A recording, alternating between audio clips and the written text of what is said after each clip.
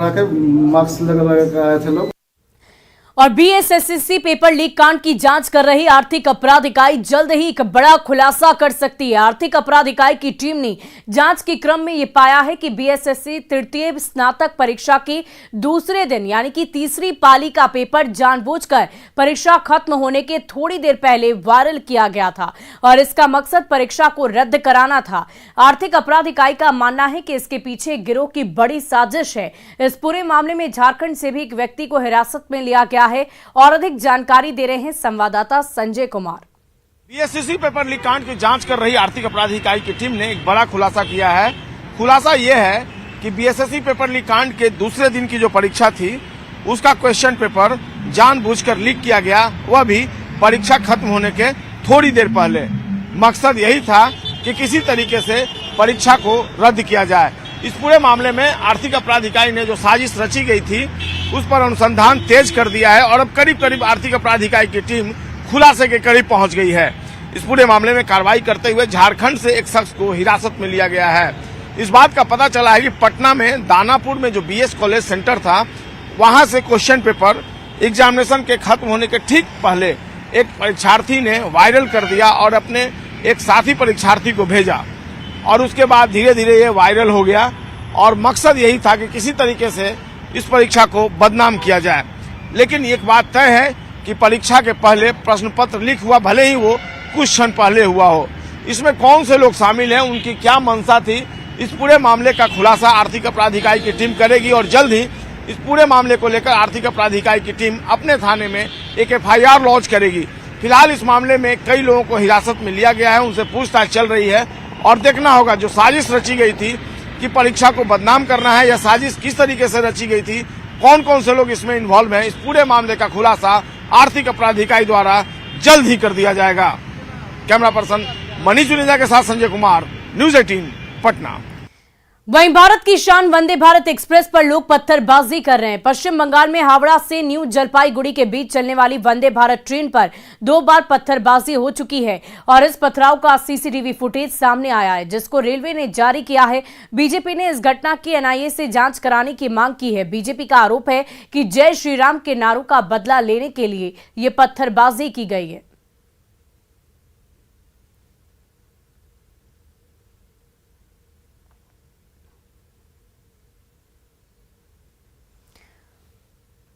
और हजारीबाग एसीबी की टीम ने रामगढ़ महिला थाने की प्रभारी मेंजारी बिरवा को 10,000 रुपए घूस लेते हुए रंगे हाथ गिरफ्तार कर लिया। एक केस को मैनेज करने के लिए महिला थानेदार ने एक आरोपी से घूस मांगा था और उसने इसकी शिकायत एसीबी से कर दी। आरोपी से महिला थानेदार ने जैसे ही घूस की रकम ली, एसीबी की टीम ने रंगे हाथ उसे पकड़ लिया और हजारीबाग लेकर चली गई। आरोपी थानेदार को कोर्ट में पेश कर जेल भेज दिया जाएगा।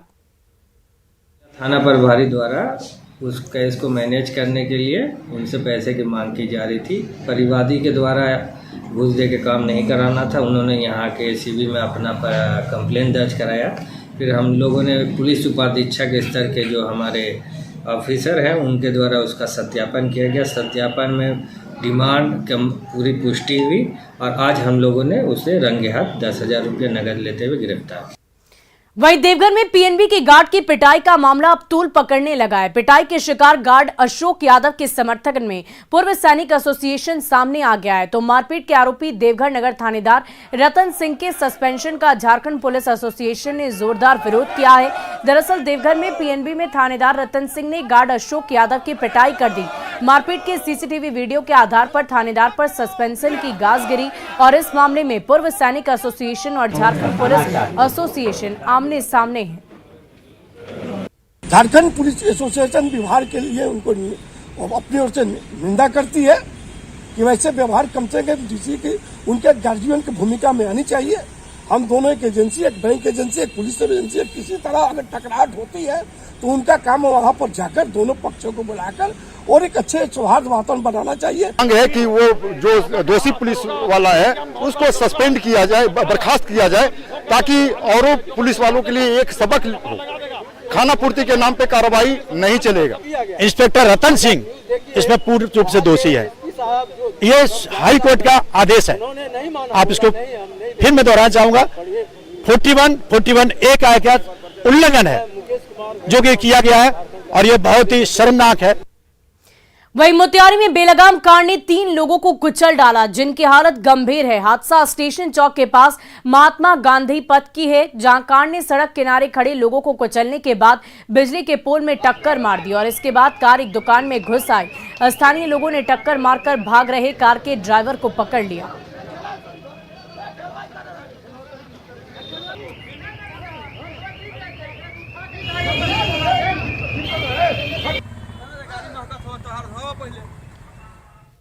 और बिहार में शराब माफियाओं पर अंकुश लगाने के लिए कार्रवाई लगातार जारी है और इसी क्रम में बेगूसराय के मुफस्सिल थाने की पुलिस ने गुप्त सूचना के आधार पर खमहार गांव के पास SH 55 पर 8वां ढाला के पास छापेमारी कर 186 कार्टन विदेशी शराब को बरामद कर लिया है। साथ ही के साथ एक पुलिस ने ट्रक और ट्रैक्टर को भी जब्त किया। हालांकि इस कार्रवाई के दौरान कारोबारी भागने में सफल रहा। बताया जा रहा है कि ट्रक में तहखाना बनाकर शराब लाई गई थी, जिससे बेगूसराय में ही खपाने की कोशिश थी। बरामद शराब की अनुमानित कीमत तकरीबन 15 लाख से अधिक आंकी जा रही है। फिलहाल पुलिस जब्त गाड़ी के कागजातों पर आधार पर कारोबारियों को चिन्हित करने में जुटी हुई है।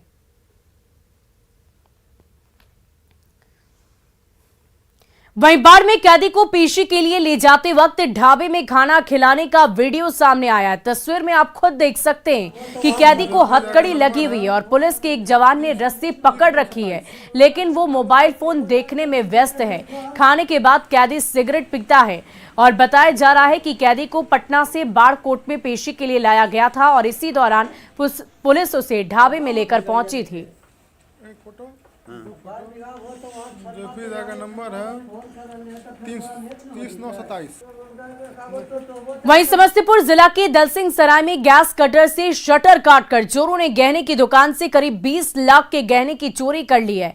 गैस कटर के इस्तेमाल की वजह से दुकान में आग लग गई, जिससे सारा सामान जलकर राख हो गया। दुकानदार ने बताया कि सुबह किसी ने खबर दी कि दुकान से धुआं निकल रहा है। दुकान पहुंचे तो देखा कि दुकान के अंदर रखा तिजोरी भी कटा हुआ है। दुकानदार के मुताबिक आग लगने की वजह से बही खाते भी जल गए, जिसमें उधार पर दिए गए सामान के लिस्ट थे। साथ ही 3 चेक भी जल गए।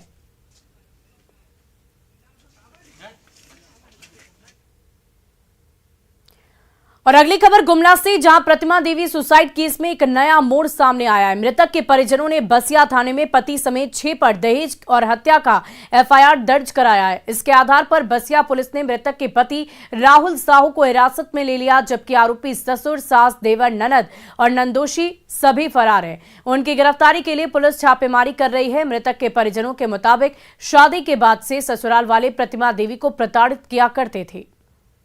इसका ससुराल वाला सास, ससुर, ननद और नंदोई और उसका देवर, ये पांचों उसका पति सब मिल करके इसको हत्या करके इसको आत्महत्या का रूप देने का कोशिश कर रहा है। और मेरा बेटी को शादी के बाद के समय से ही दहेज के लिए प्रताड़ित किया जाता था।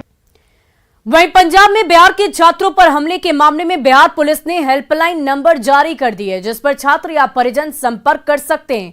बिहार पुलिस पंजाब पुलिस के संपर्क में है। फतेहगढ़ साहिब में बाबा बंदा सिंह बहादुर कॉलेज में बिहार के छात्रों पर हमला हुआ है।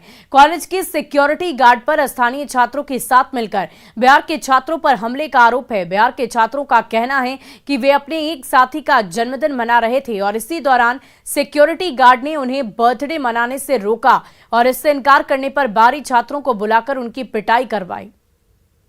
कि जो आएगा उसको सिर कलम हो जाएगा। उसके बाद हम लोग कैंपस में थे, तब तक बाहर के बच्चे को बुलाकर और से बचे थे उनको, और हम उसको तलवार से जख्मी कर दिए सर। और उसके बाद हम लोग भाग कर आए अपने हॉस्टल में, तो हमारे हॉस्टल के ऊपर भी तलवार से सर मारा गया। हॉस्टल का कितने दरवाजे तोड़ भी दिया गया, बट दरवाजा खुला कोई भी नहीं। अगर किसी को अगर खुल भी जाता सर तो मतलब मौत भी होता बहुत सारे बच्चे को। उसके बाद हमको पुलिस को कॉल किए पर गया उन्होंने ड्रिंक की हुई थी, तो उन्होंने मैं समझाया कि भाई में निजाम चल रहे हैं, पर उन्होंने मेरी एक नहीं सुनी। उन्होंने मेरी पग में हथ पाया जी, मेरे उन्होंने गाली गलोच करी। इस तो बाद मैं थले आके अपने एप्लीकेशन जो भी होंगे कागजी कार्रवाई करने की कोशिश की। इस सिलसिले ਦੇ ਵਿੱਚ ਮੈਂ ਇਸ ਪੂਰੇ ਕੇਸ ਦੇ ਵਿੱਚ ਮੈਂ ਜ਼ਰੂਰ ਦੱਸਣਾ ਚਾਹੂੰਗੀ ਕਿ ਫਿਲਹਾਲ ਸਿਚੁਏਸ਼ਨ ਕੰਪਲੀਟਲੀ ਪੀਸਫੁਲ ਹੈ। ਕਿਸੇ ਵੀ ਗਲਤ ਅਫਵਾਹਾਂ ਦੇ ਵਿੱਚ ਕੋਈ ਨਾ ਬਿਲੀਵ ਕਰੇ, ਤੇ ਅਸੀਂ ਇੱਥੇ ਮੌਕੇ ਤੇ ਹੀ ਖੜੇ ਹਾਂ। ਤੇ ਸਟੂਡੈਂਟਸ ਨੇ ਜਿਹੜੇ ਉਹਨਾਂ ਦੀ ਮੈਨੇਜਮੈਂਟ ਦੇ ਨਾਲ ਤੇ ਮਾਨਯੋਗ ਡੀ ਸਾਹਿਬ ਨਾਲ ਮੀਟਿੰਗ ਹੋਈ ਸੀਗੀ ਅੱਜ ਸਵੇਰੇ, ਉਹ ਮੀਟਿੰਗ ਦੇ ਵਿੱਚ ਉਹ ਕੰਪਲੀਟਲੀ ਸੈਟੀਸਫਾਈਡ ਸੀ। ਇਹਦਾ ਕਾਰਨ ਇਹ ਸੀ ਜੀ, ਬੱਚੇ ਜਨਮ ਦਿਨ ਮਨਾ ਰਹੇ ਸੀ, ਉਸ ਤੋਂ ਸਟਾਰਟ ਹੋਇਆ। ਉਹਦੀ ਡਿਟੇਲਡ ਹੁਣ ਤਸਵੀਰ ਪ੍ਰਸ਼ਾਸਨ ਵੀ ਸਾਡੀ ਹੈਲਪ ਕਰੇਗਾ ਤੇ ਉਹ ਕਰਾਂਗੇ। ਡੀਸੀ ਮੈਡਮ ਨੇ ਵੀ ਕਿਹਾ ਕਿ ਸਾਡਾ ਮਾਮਲਾ ਸੌਟ ਆਊਟ ਹੋ ਗਿਆ, ਪਰ ਉਹਦਾ ਕੁਝ ਬੱਚੇ ਬਾਹਰ ਬੋਲ ਰਹੇ ਨੇ ਵੀ ਅਸੀਂ ਜਿਹੜੇ ਉੱਧਰ ਸਟੇਟਾਂ ਦੇ ਹੈਗੇ ਆ, ਅਸੀਂ ਅਨਸੇਫ ਨਹੀਂ ਆ, ਅਸੀਂ ਇੱਥੇ ਛੋੜ ਕੇ ਜਾ ਰਹੇ ਹਾਂ। ਨਹੀਂ ਜੀ ਨਹੀਂ, ਇੱਥੇ ਅਸੀਂ ਉਹਨਾਂ ਨੇ ਵੀ ਪੂਰਾ ਭਰੋਸਾ ਦਿੱਤਾ। ਅਸੀਂ ਕਾਲਜ ਵੱਲੋਂ ਵੀ ਪੂਰਾ ਭਰੋਸਾ ਦਿੰਦੇ ਹਾਂ ਕਿ ਸਾਡੇ ਜਿੰਨੇ ਬੱਚੇ ਨੇ ਸਾਰੇ ਸੇਫ ਨੇ ਤੇ ਸਾਡਾ ਸਟਾਫ ਮੁਸਤੈਦੀ ਨਾਲ ਡਿਊਟੀ ਕਰ ਰਿਹਾ।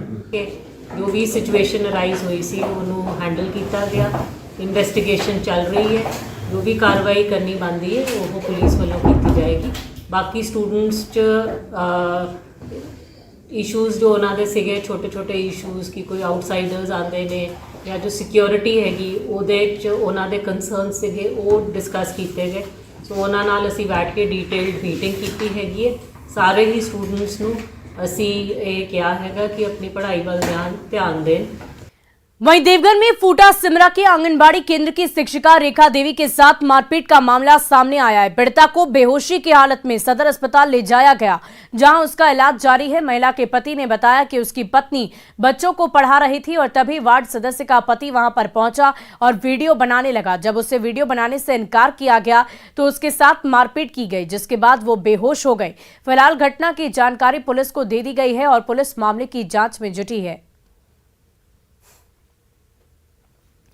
और गुमला की चैनपुर में सरकारी जमीन पर सहीनाथ रौतैया ने कब्जा कर लिया था। प्रशासन ने उसे कई बार नोटिस भी भेजा पर उसने जमीन खाली नहीं की, जिसके बाद अंचलाधिकारी के निर्देश पर एएसआई ने दल बल के साथ मौके पर पहुंचकर बुलडोजर के जरिए अवैध कब्जे को हटवाया। अतिक्रमण हटाओ अभियान के दौरान भारी संख्या में पुलिस के जवान मौजूद रहे। एएसआई ने कहा कि आगे भी अतिक्रमण के खिलाफ कार्रवाई लगातार जारी रहेगी।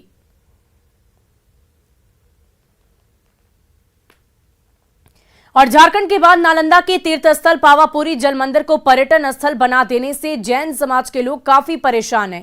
आरोप है कि यहां पर कई लोग आकर अश्लील हरकत करते हैं, जिससे जैन समाज के लोग काफी आक्रोशित है। जैन समाज के लोगों का कहना है कि ये पावापुरी जल मंदिर तीर्थ स्थल है, न कि पर्यटन स्थल। जैन समाज के लोगों ने सरकार से मांग की है कि इस जल मंदिर को पर्यटन स्थल बनाने से बचा लिया जाए। पहले इतना खूबसूरत, इतना पावन क्षेत्र ये था और अभी में इसमें इस जगह की भी इतनी ज़्यादा दुर्गति होती चली जा रही है। हमारे तीर्थ स्थानों की पवित्रता को बनाने के लिए मैं सरकार से निवेदन करूंगी कि कृपया प्लीज़ जैन तीर्थ क्षेत्रों को पर्यटन स्थल में ना बदलें। हमारे साथ कोटा से पूरा ग्रुप आया है और ये पर्यटन स्थल पर जो आंदोलन अभी हमारा चल रहा है शिखर जी के ऊपर, कि वहाँ पर जो लोकल पब्लिक का और दूसरे लोगों का वहाँ पर कब्जा हो रहा है और तो उसको अतिशय क्षेत्र से उसको पर्यटन स्थल बना रहे हैं और उसके कारण हमारे तीर्थ स्थान की जो पवित्रता उस पर इफेक्ट पड़ रहा है। तो उसके लिए हम सरकार से यही निवेदन करते हैं कि उस जैसे अयोध्या की और अन्य स्थानों की पवित्रता बनाए रखी है, वैसे ही समेत शिखर जी जैन समाज का एक अतिशय क्षेत्र है, तीर्थ क्षेत्र है, उसको उसकी पावनता बनाए रखें।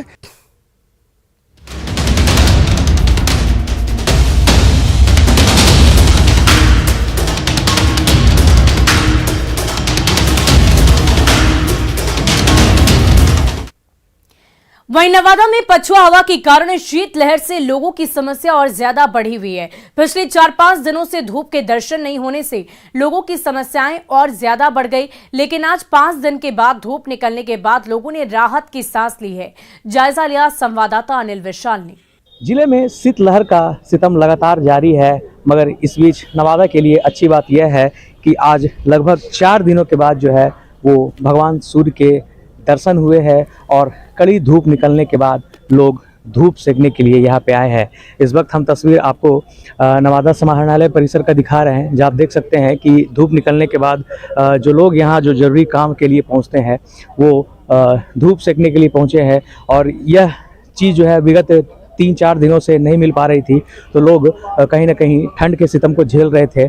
कुछ लोग हैं, हम उनसे हम जानते हैं कैसा महसूस कर रहे हैं? अच्छा लग रहा है, धूप काफी ठंड थी, अभी निकला है, अच्छा लग रहा है। परेशान काफी लोग परेशान हो रहे हैं इससे, ठंड इतनी कड़की की है। कितना इंतजार था इसका? इंतजार तो हम लोग तो कर ही रहे थे ऐसे कि धूप निकले जल्दी, मगर आज निकला है, क्या नाम है? मेरा नाम रोहित है। आपने सुना कि लोग जो है यहाँ पे देखिए एकत्रित हुए हैं, वो चाहे यहाँ के स्टाफ हो, यहाँ जो काम के लिए जो लोग पहुँचते हैं, सभी लोग यहाँ पे पहुँचे हैं। और धूप जो विगत 3-4 दिनों से जो नहीं निकल पा रही थी, वो आज कहीं न कहीं उसके दर्शन हुए हैं, तो लोग उसका मौका गंवाना नहीं चाहते हैं।